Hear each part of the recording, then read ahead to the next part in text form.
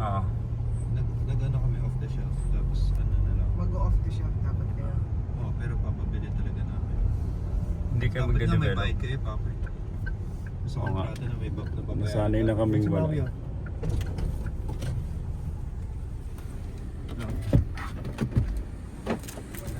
Bawi! Dito mo sila hatid sa Ryan. Oo, wait lang. Oh, mami, hatid mo sila Ryan. Ito. Ano sasabihin niya, ano? Ang init, grabe na.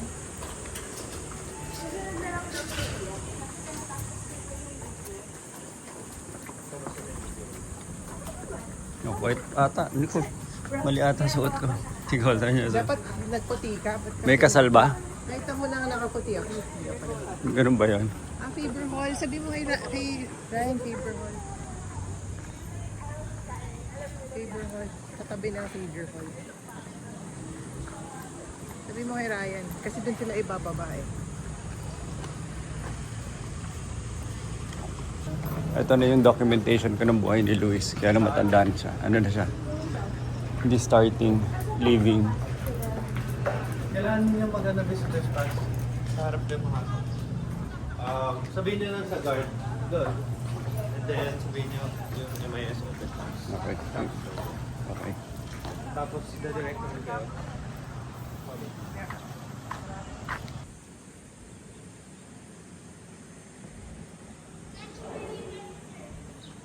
Yan. Wala pang parents doon, ito. Samahan ka na lang namin. Oh my God. Nandun sa doon. Dapat ata nagdala ako. Dapat nagsando ako eh. Ayun yung building, glass door. Wait. Glass door ha. Hindi mo nila mamaya sa Ryan. Yan kasi Ayun o. Tatalon lang sila dyan. Oh. Ito na yung campus sila Luis. Ngayon lang ako nakapasok dito. tingnan natin yung glass door. Tapos tingin tayo ng kape. Let's mat for coffee. Baka umabot ka sa sa overpass, tas nandun ka na sa kabilang side ng Katipunan. Oh, ganyan pala. Magpapresent sila. Ano sila magpapresent? Okay. Parang siya, demo day. May pinunta na ako sa Boston. Hindi natin. Nakita ko sila dito pumasok. Manuel Pangilinan. Wow, may sarili siyang building. Oh.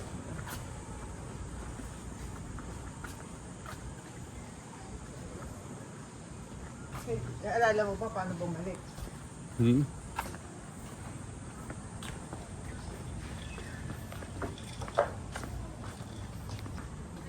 Init dito, grabe. Well, init ngayon. Hey, imagine yan. Vending machine.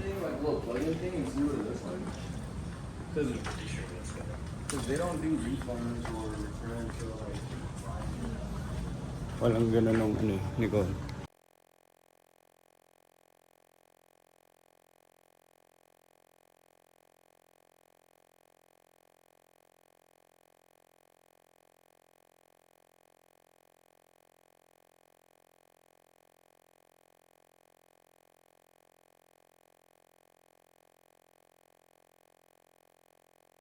Ano pala activities today?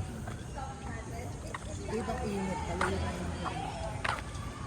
Sa Harvard, Nicole, doon ang daming, kunwari just outside of the building. Tsaka kahit sa loob, mga farmer na rin.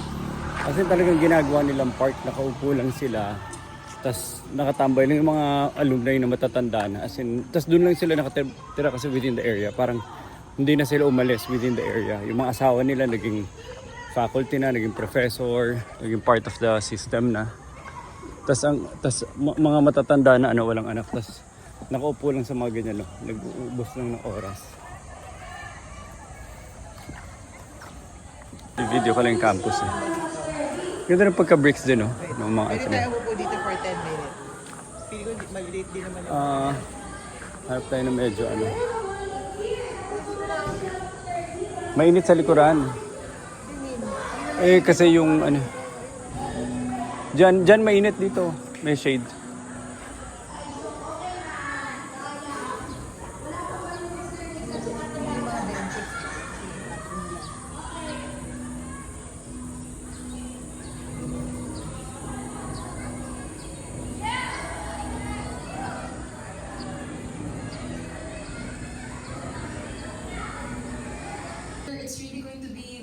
formative part ng 4 years here sa Ateneo. So for example, and another thing is parang the org culture here is something that is introduced to you right away. So for example, yung video na pinakita kanina, that was sort of a welcoming event of MISA to MIS Freshies. Pero ayun, I keep on mentioning MISA, ano nga ba yun? So, ayan, so the first part, so, that means a home or home for MIS majors and like-minded IT enthusiasts. So, one thing I want to make clear agad is na just because we say that Ateneo MISA is a home org, that doesn't mean that...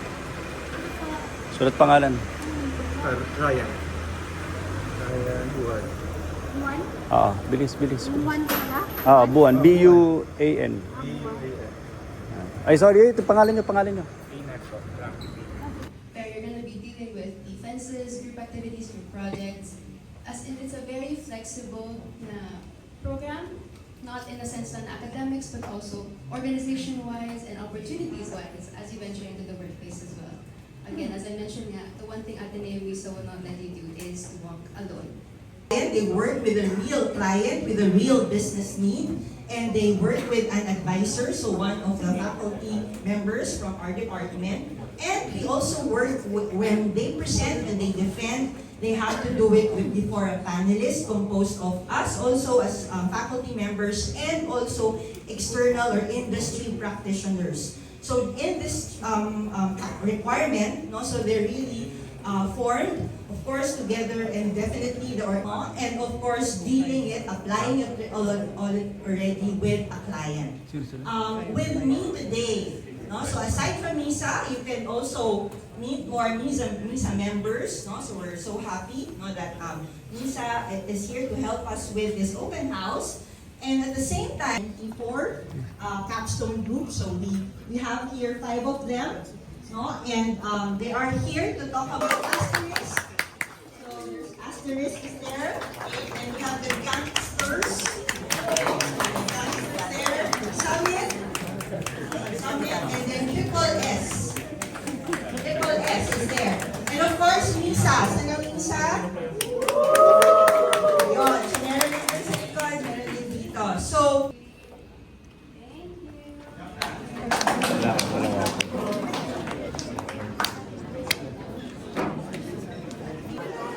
So, never pa kayo nakita. Ako rin sir, hindi ko pa nakita yan. Hindi pa nakikita ni Ryan yan. Ayan na, meron na.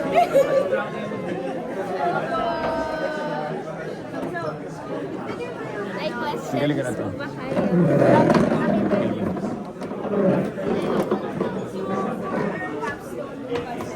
We developed a system for transporter centers.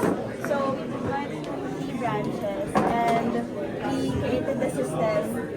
Yeah. So, we developed a system that can order fulfillment, vehicle management, and customer management for the 3 branches in Petro. So, we developed this in conjunction with developing an external entity which has already provided developers for us to utilize the channel. And all of business planning, QA, testing, and training, and project management came from our end. All development and a bit of help from QA came from our external entity. And can we play the video here? So we'll play a short video. I think malakas sila.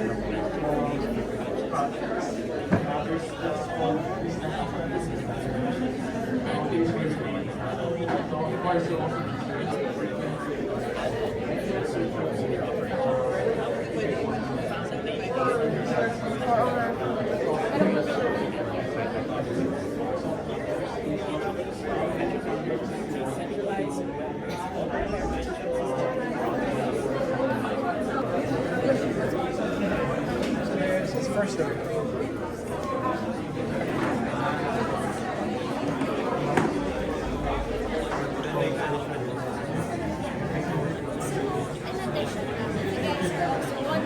Also how to be able to come up with this. So huwag kayong mag-alala because from freshman year up until senior year, you'll be experiencing how subjects or courses that would help others.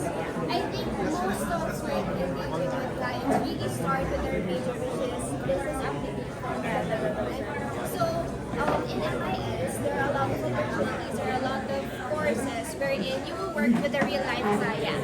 So literal na maghahanap kayo ng clients, and then yung mga lessons na natutunan nyo in the classrooms, i-apply nyo yun.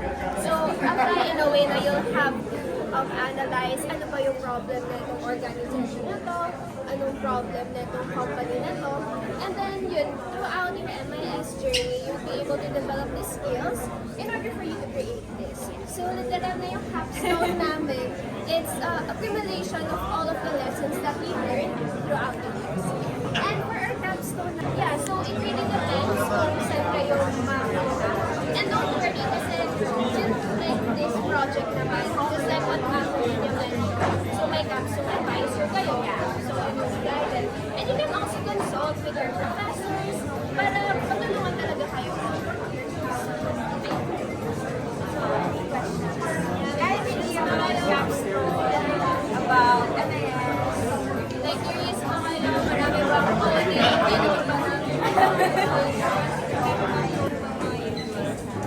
Marami bang coding, marami bang math. In the first year, may mga core subjects. So there's basic calculus. But in terms of coding, yung basics naman yung ituturo during the first year. And then eventually, parang you'll handle na yung mga database management, right? Yung mga UI, UX. I would say you learn enough just the foundation. Coding, in addition pala, like every course naman, you can take on specializations. So we have our project manager, so siya yung usually nag-handle. So we also have our QA and testing lead, si Maui. And then we have our systems analyst and Scrum Master, si Yoni, for stakeholder coordinator and software lead, si Denise. And then ako, process architect, Ria. So you don't have to, like, wag kayong ma-pressure na, oh, hindi ako maalam sa programming, hindi ako maalam sa ganito. So, kaya ko ba siyang gawin? Throughout the years, you'll be able to really hone the skills that you have. And honestly, for me, I was also hesitant in the beginning because I don't have any experience with programming. But then again, katulad ng sinabi ni Maui kanina, matututunan yun.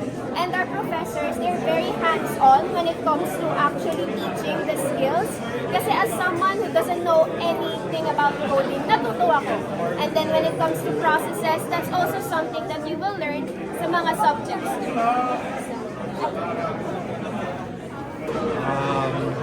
I believe there's some form of AI in helping developers using tools in the system. But it was done on following the strict framework. So we made sure that when we got a client, we had enough supervisors, enough management around the use of AI and how, and there's enough tracking on how step by step the system was developed. In terms of AI usage, so Created a dashboard for them, created a system wherein they would have their job orders and their inventory management and also their... kasi honestly, syempre kapag nag-aaral ka na ba, parang saan ko ba ito magagamit? Hirap-hirap na itong flows na to, tapos siguro siya magagamit in real life. But when you're doing the capstone, that's when you realize na kaya pala namin siya pinag-aral. Ito pala yung MIS. Question. What's the overall impression of the client? And then how do you feel? Are they really going to deploy it, use it? Like yung customer adoption, gagamitin ba talaga nila or it was just like a short POC for them?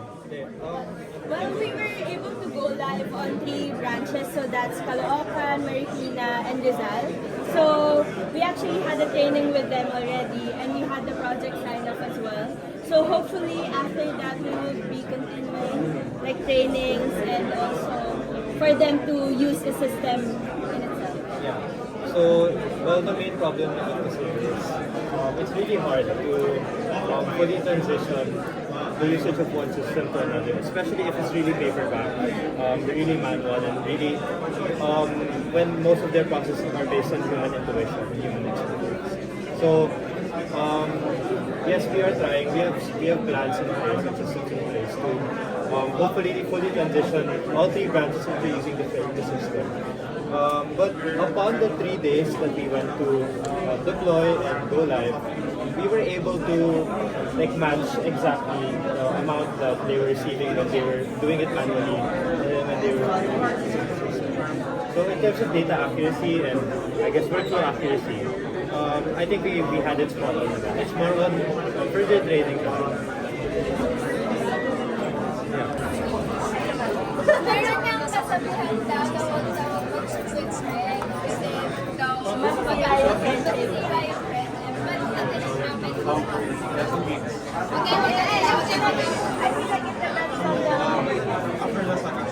I think like the main thing to realize throughout entire Capstone, hindi siya, it won't be an equal split of work.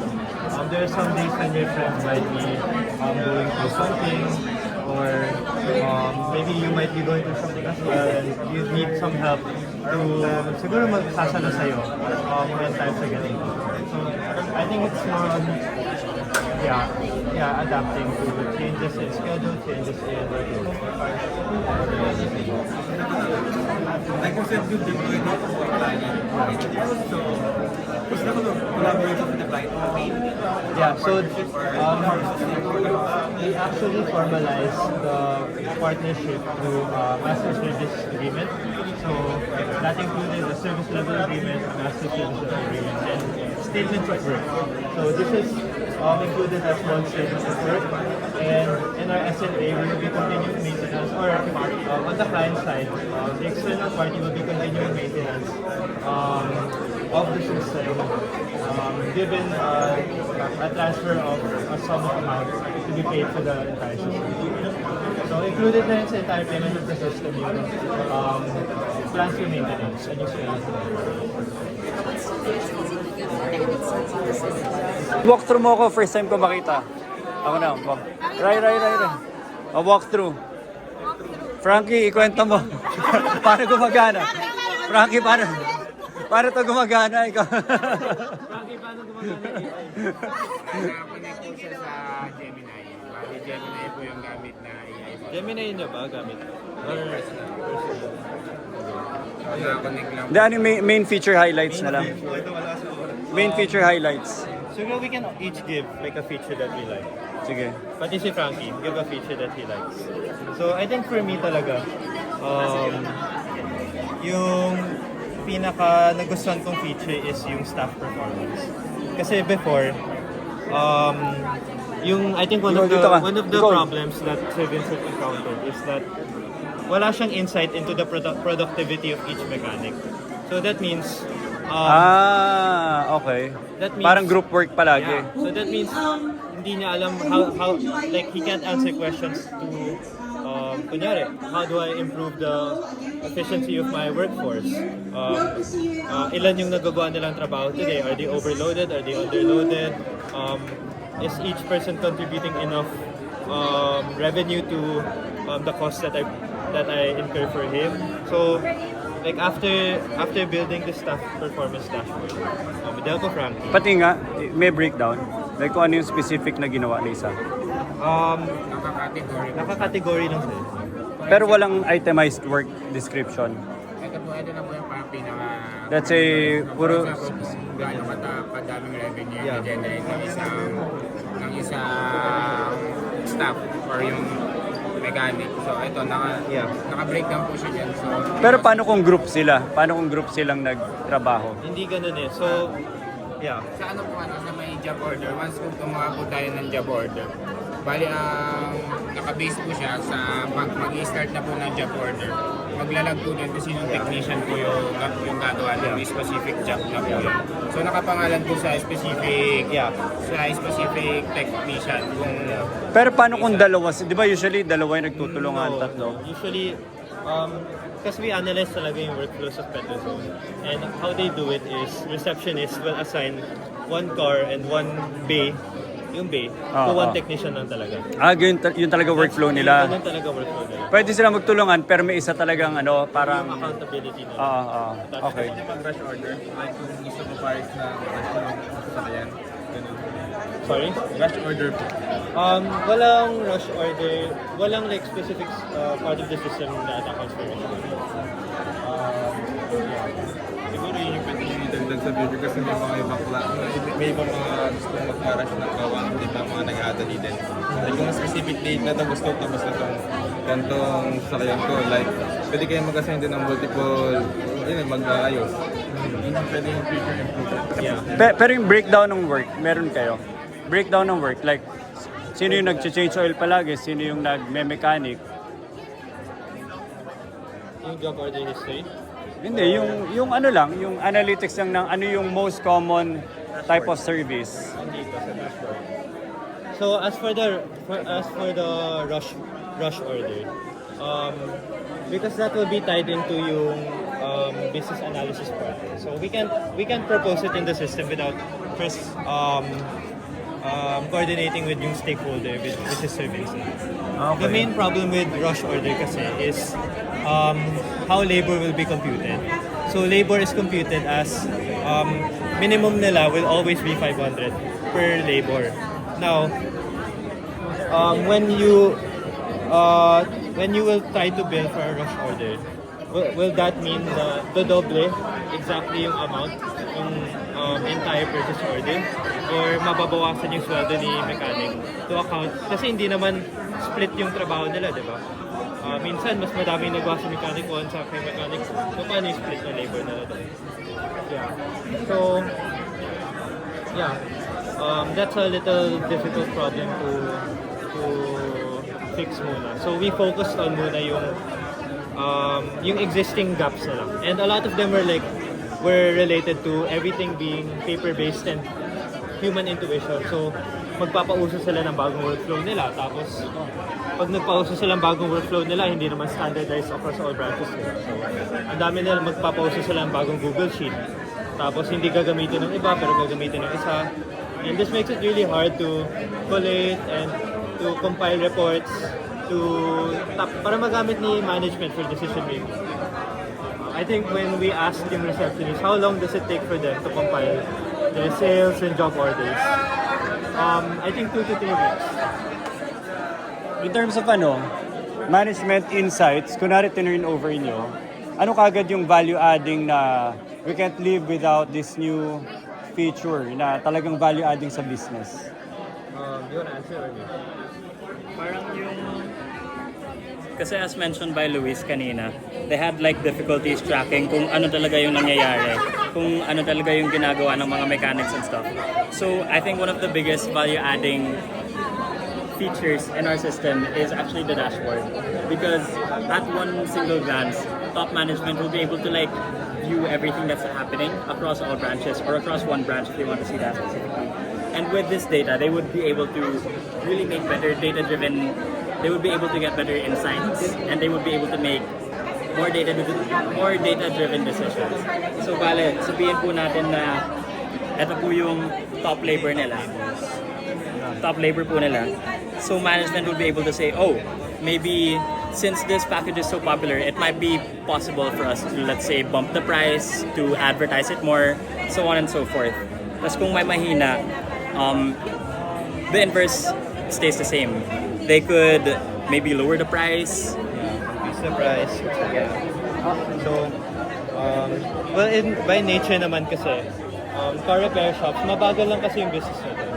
I would say, their busiest days would range from siguro 8 to 10, 8 to 12 cars.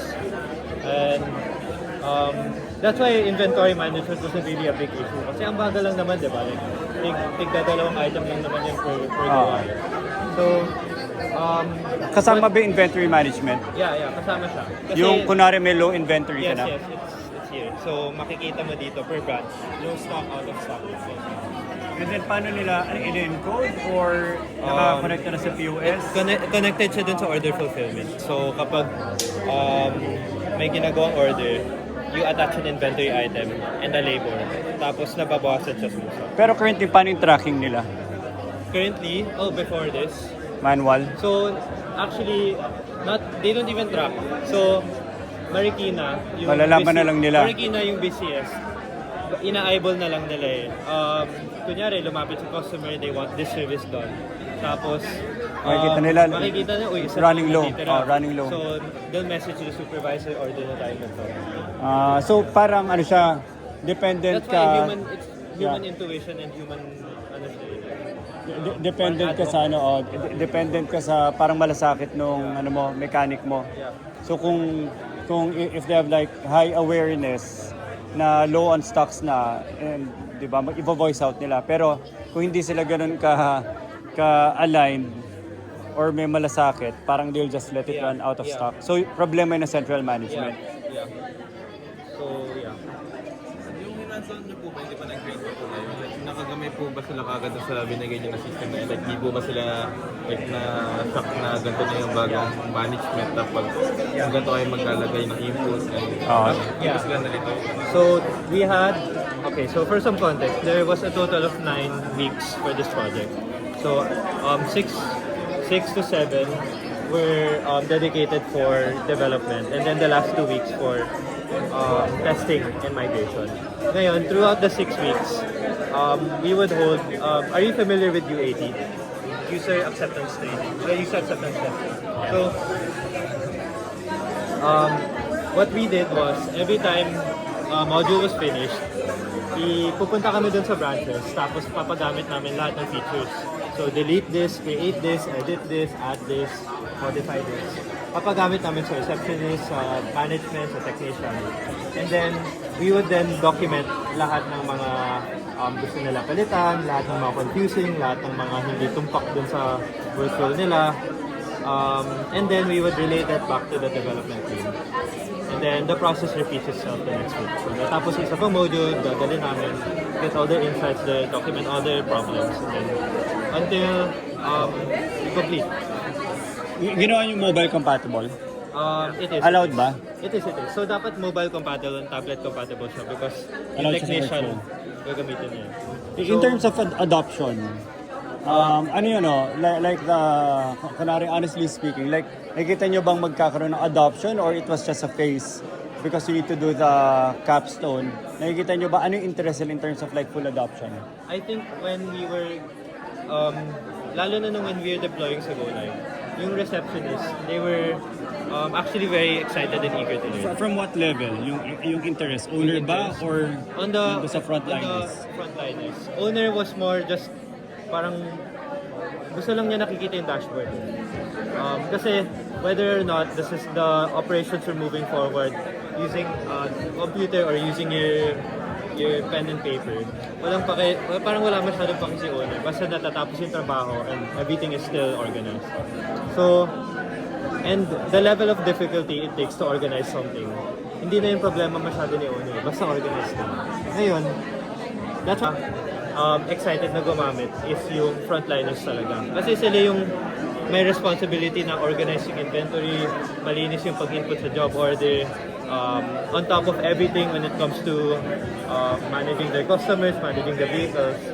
So, it just made things a little easier. Tas last, can you give us like a simple, parang hands-on user flow, saan sila pupunta, user experience? Like, ano yung starting point, may darating na kotse, saan, like, what's the flow? Okay. Patingin nga. So, let's say, ako po yung receptionist. Tapos si Luis po, papasok po siya bilang customer. So, if he doesn't exist in our current system, we're going to first add him as a new customer. So, sir, what's your name? Yeah, how many data points? You have to delete that after. Si Luis Madrid. Madrid Luis. May repeat type. Okay, si... So, sir, si Luis Madrid po ako. And I'm an individual. And currently, we are situated in Marikina. So, sir, contact details mo, email mo, address nyo, as additional information. So, pag-create po namin, Kasi papasok talaga sa system nila. You have to delete this after. yes, sir. Papasok sa system talaga. Kasi po nandito po talaga siya sa database. Actual na ginagamit na nila. And then, So for suggestion, ba't hindi na lang kung anong branch sila, automatically filled up na yung branch given na yun para hindi na sila ulit-ulit? Because this is an account na is situated with all 3 branches. So, kung yung Ba't reception... hindi natin identify? Hindi, nasa user management kasi yun eh. So, yung account na to, I gave permissions to access all 3 branches, all user roles, and... Okay. Kasi, I want to see all branches. Right. Sige, go. Pero And then, kung yung account ko is Marikina lang yung lang. and then next. and then we would then create a vehicle that he brought to the place. Walang challenge in terms of like capturing their information. May nakita ba kayong friction And capturing information. of the customer? The challenge is more on capturing information ni receptionist eh. Like yung mga pinapagawa nila sa trabaho. Okay. Kasi really, this is just almost exactly what they do on the paper. So it should be relatively be the same thing.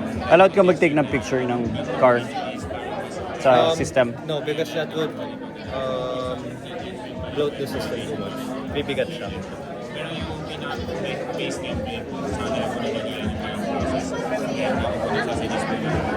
Paano kung hindi nila alam yan? That's a problem for training. Yeah, and we acknowledge na baka mahihirapan po talaga sila sa user training. And we add that also in our cost breakdown. So we really invested in our training. Paano kung sinabi ng customer, I don't want to give my information? Is that allowed? Well, the few... Meron pa you would feature need system. information to create an invoice so the customer can get paid. And then you'd also need information because the vehicle is attached to a customer. Okay. And you'd also need information kapag babayaran mo na. Like, there has to be a name of the receipt.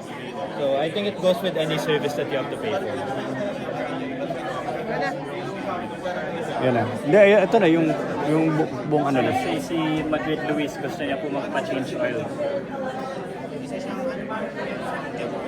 Or magpapa-rotor disc na po siya.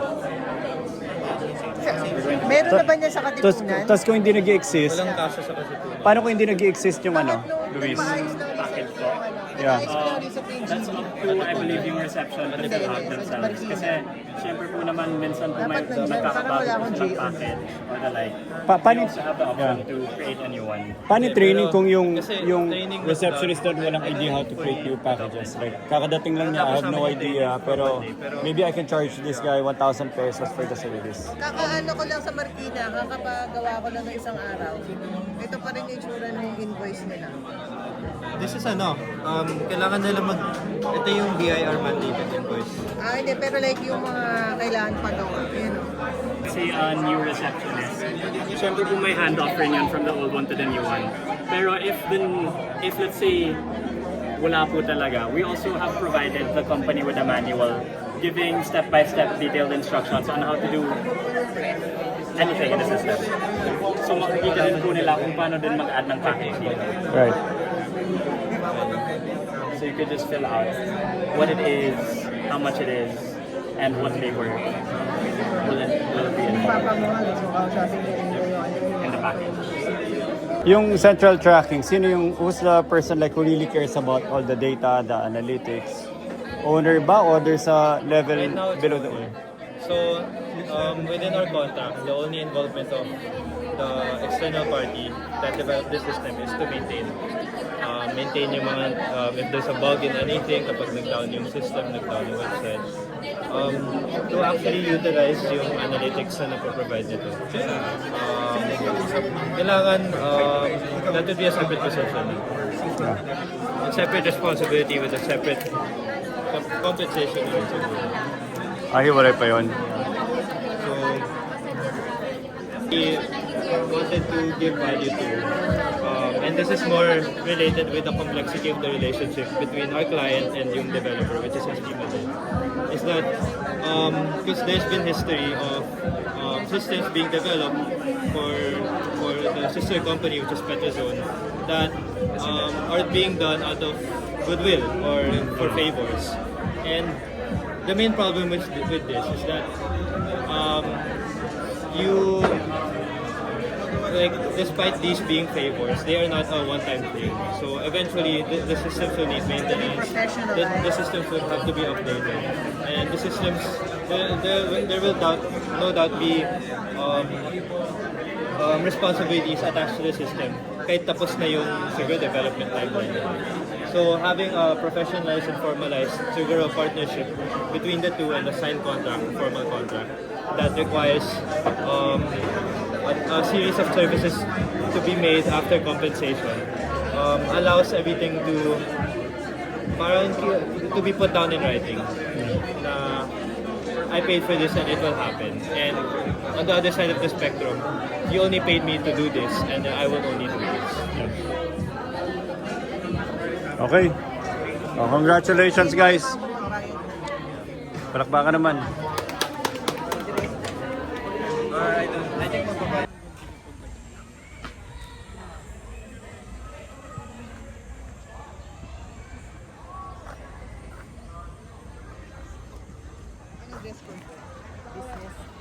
Ano lang po, kahit casual, pero bawal yung sleeveless suits. Mas maganda oh. Nalagyan pa nila ng ano, ng mga art. Tara, bili tayo na.